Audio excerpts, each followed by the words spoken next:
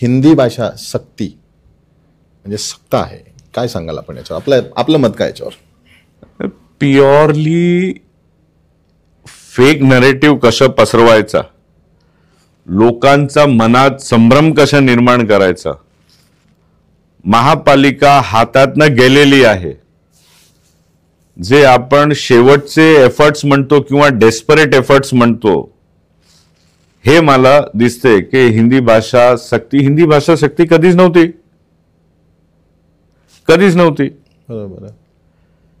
उलट उद्धव ठाकरे जे मुख्यमंत्री असताना त्यांचा कॅबिनेटने मान्यता दिली आहे हिंदी भाषेला. मग प्युअरली पॉलिटिकल नरेटिव्ह क्रिएट करायचा, लोकांच्या मनात संभ्रम निर्माण करायचा आणि भाषाच्या आधारावर पुन्हा एकदा आपला जो बॅड परफॉर्मन्स होता ॲज मुख्यमंत्री,